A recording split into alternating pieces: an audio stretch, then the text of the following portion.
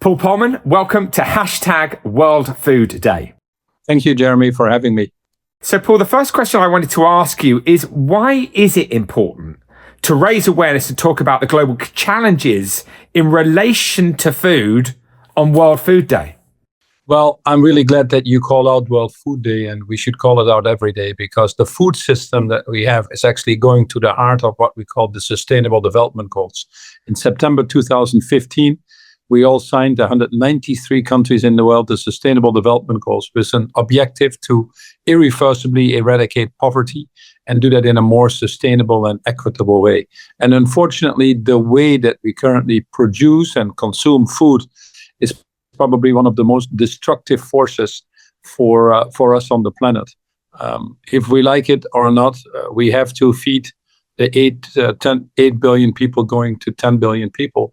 But the way we do that currently is probably causing the biggest damage, not only to our biodiversity, but also to human health itself. And I'll give you a very simple example. To feed these 8 billion people, we're cutting down the world's forest, we're depleting the world's lands, we're keeping the smallholder farmers in poverty. We're wasting 30 to 40% of the food that we produce. It takes 70% of our water. Very inefficient way of doing this. And I could go on and on and on. If you just take the effect on climate change alone, just the deforestation, the degrading of the land, the methane that comes out of the cows with the proteins that we eat coming from animals, all that together is 30% of our global warming. We cannot solve climate change, for example, if we don't solve our food system.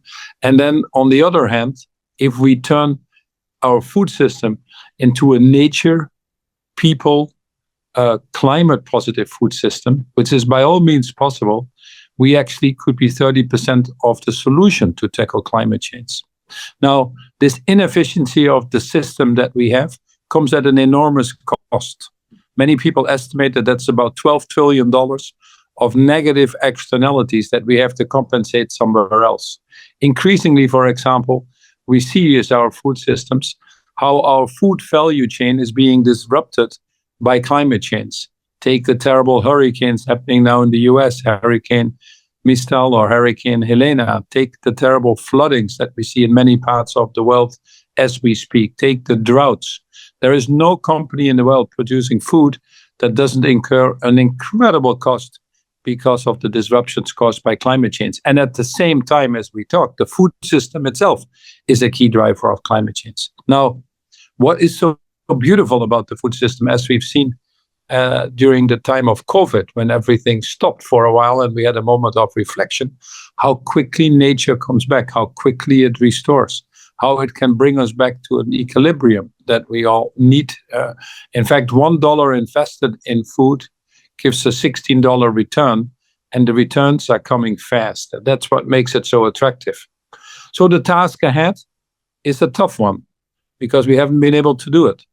But we need to move to what is called regenerative agriculture, where we reward farmers for restoring the soil health, where we call biodiversity strengthening, improving a way of farming, where we give the farmers a more decent income and an incentive to change, where we give people healthy food, and where we don't waste 30 to 40% of the food.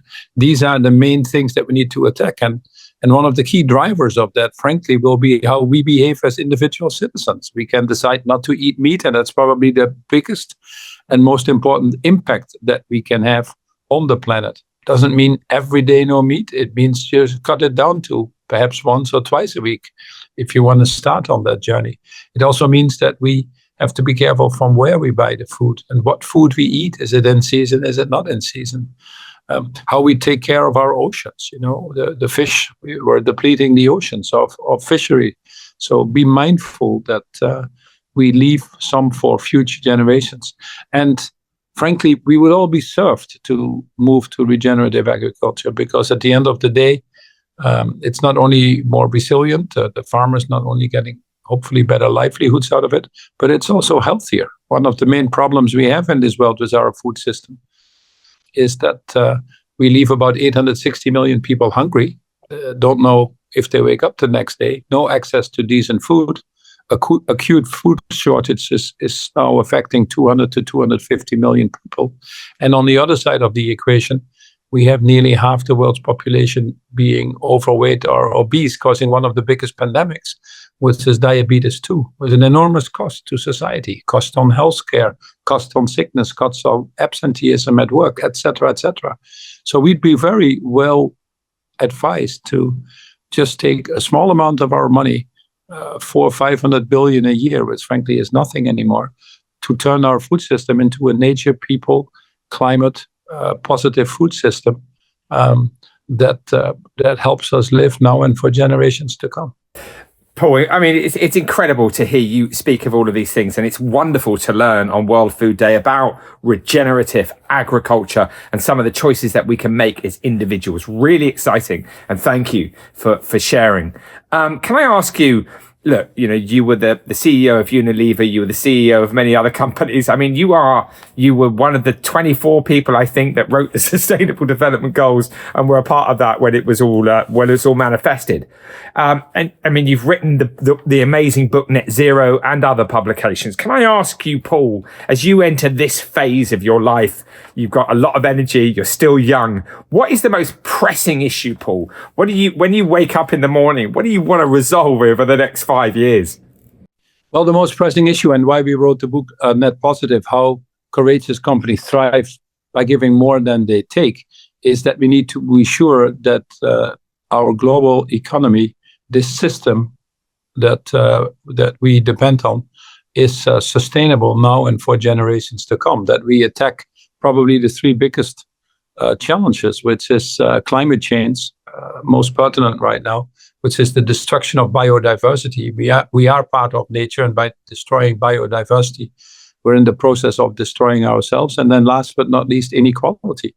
If you have a system where too many people feel they're not participating or being left behind, it will ultimately rebel against itself. We see that now happening in many places. We see it playing out in politics and global relationships that we have with each other. We've become more polarized. We've become more nationalist, more xenophobic in some cases, more democracies on the decline, and people are very dissatisfied with the way this world is being run, not only by the politicians, but also by many companies. So the essence of the book Net Positive is that we need to move to a system where we profit from solving the world's problems, not creating the world's problems. And currently, many governments are still having laws and regulations on the books that drive us in the wrong direction. We call it perverse subsidies. You look in the food value chain alone, and we have about $2.6 trillion of perverse subsidies that move us into the wrong direction, destroy biodiversity, encourage food waste. We don't want that. Far more, actually, in perverse subsidies than we need to put a good food system in place. And at the same time, on the corporate world as well, most, if not all of the companies still operate in what I call the CSR space, corporate social responsibility, that deals with being less bad, less carbon in the atmosphere, less plastics in the oceans, less deforestation in the value chain. But when you've overshot the planetary boundaries that we have, to the extent that we have already, when we're close to negative tipping points where the world's Earth systems get out of balance, less bad is still bad. We need to move our thinking to quite a different thinking, which is restorative, reparative, regenerative. And nothing better to do that than in our food systems.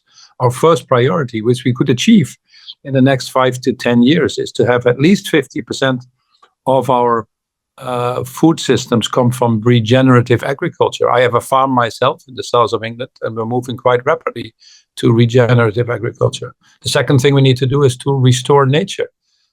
We've made a global pledge, all countries in the world, the 30 by 2030 pledge, which means to protect land, forest, and oceans, about 30% of it, to restore and repair our biodiversity. We need to be sure that as we change our food systems, that we build resilient rural economies. The average age of a farmer in Africa is 57 years. He can't take much risk, or she can't take much risk, just a few years left. So we need to help them. The average income of a farmer in the UK is less than £40,000. You can't really live off that decently and make your business run successfully. So we make it financially attractive for farmers, start to pay them for nature-based services, start to pay them to increase their soil health. We'd all benefit from that and get healthier food in the process. And then we need to ourselves contribute. We need to diversify the way we take protein. We need all protein, and it's an important source for our well-being. We need to eat healthier food. But for example, to first grow the food and degrade the land to feed the animal, then feed us. Why not eat the proteins directly and move to a more balanced diet? Eat less red meat, eat healthier food, eat food in the season. It's making a huge difference. Susie Cameron, who is an incredibly dynamic and energizing person and a great role model, just wrote a simple book called One Meal a Day, which means just start with skipping one meal a day, skip the meat on it, and eat alternative proteins. Would have a huge impact, 15-20% reduction in the emissions in our food value chain, that alone. And then food waste, it's incredible for me to see that we have 850 million people going to bed hungry, not knowing if they wake up the next day. And then on the other side, we have the audacity to waste 30 to 40% of the food. Look at ourselves, how much we throw out, or we take a bite and let the rest go. That's not a way to do it. And that's disrespectful, in my opinion, to planet Earth, to future generations, but also to the people that go to bed hungry currently. So why don't we deliberately, and it's in consumers' hands as well, attack the issues of food waste with more vigor, and then hold our politicians accountable. We cannot have a political system where promises are made but actions are not aligned with that. We need to hold politicians accountable and put food on the agenda. We've succeeded to some extent in the climate negotiations to make food an integral part of it. We have now the Biodiversity Convention. I'm on my way to Colombia. It will be held in Cali this year, where we talk on how we maintain a balance in our natural boundaries. We've created the Planetary Guardians, a group of incredibly impressive people, of which I'm the vice chair, to bring higher awareness to that. But it needs all of us, and it's a sense of urgency that it frankly needs all of us now. Paul, finally, just leave us. I know that there's a lot going on for you at the moment, but we look out into the world and we see the conflicts that are happening, situations in the Middle East and Europe, around the world, in Africa, etc. We're talking today a little bit about the situation in relation to our climate, our animals, the sort of decrease of species. It's, if you sort of look at it through one lens, it's incredibly desperate. Just in a few words, how do we have hope, Paul, when so many people are looking out there into the world and seeing the destruction of each other and the destruction of our planet and kind of going, well, look, this is how we are. This is how it's going to stay. We're hitting the wall. Where do you have hope when you know these things? I'm not suggesting I don't have hope, but for those who are looking out there and feeling completely disempowered by the whole thing, what gives us strength to know that we can reverse this? Well, we are doing it in many places. It's first of all, we need to change our own minds. It was Rumi who said, yesterday I was clever, I tried to change the world. Today I'm wise, I'm changing myself. It starts with our own awareness, what is going on if you want any change. If you want to have a sustainable company or a sustainable society, you need to be sustainable yourself first. So that would be the first step. And many people are doing that. We're seeing an incredible movement that is realizing what is happening and is moving to regenerative agriculture, for example. About 10% of the farmers are moving now. And actually, the more we see climate change, the more we get benefits from regenerative agriculture. The soil is healthier, it retains more moist. And as a result, we see 30 to 50% crop differences now between farmers that continue to have unsustainable practices that damage the earth and destroy the soil and keep people unhealthy versus the ones that have made this conversion. So I'm hopeful that it is on the agenda right now. We, as you rightfully say, with the Ukraine terrible conflict there and many other places in the world, we see that many of the wars and conflicts, something that is dear to your heart and obviously to many others in this world, are driven by our broken food system. We probably already today have over 200 million refugees swirling the world, basically because of our broken food system itself. Climate change, again, driven partly by our food system, will probably by the end of the century have 1 billion people look for homes somewhere else. That puts an enormous pressure on any system The wars that we're seeing are increasingly being driven because of lack of access to water or food or other things related to our food systems. So where do I get hope? It's very simple. The most important thing is that we are at a point right now that the cost of not doing anything is far exceeding the cost of doing something. So it becomes actually the biggest economic opportunity for countries, for companies, for individuals to do something about it. Even individuals, by eating smarter and eating more consciously and having less food waste and eating in the season, you can save 20-30% on your food bills and eat healthier.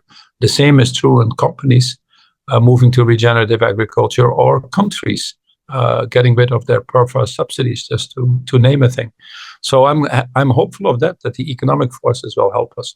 I'm equally hopeful with the speed that technology is going, with digital technology, but also our knowledge that we have on our food systems. And if we can make that knowledge globally available, also in what we call the South, the developing markets, then we can increase our productivity enormously, use far less land, degrade far less land, and actually restore biodiversity. And there are some incredibly exciting economic models. And I'm excited for the world's population waking up to this challenge and wanting to be part of the solution. 50% of the world's population is below 30 years old. They're far more conscious of the way we eat and behave. They're far more concerned about the state of the planet, and they're driving the changes at an incredible speed. And it's time for us that we not only give them a seat at the table, but that in some cases we give them the table itself. So a lot to be hopeful for and a lot happening. We just need to accelerate it. Moving in the right direction, but shifting gears would be my message. Paul Polman, thank you so much. I hope people get a copy of your book, Net Positive, to learn as much as we've just learned in this amazing conversation. You've been a huge supporter to Peace One Day. You're an absolute inspiration to me. Thank you for supporting World Food Day, and good luck, Paul, on your journey. Jeremy, likewise, and thanks for doing this. Good luck. See you later.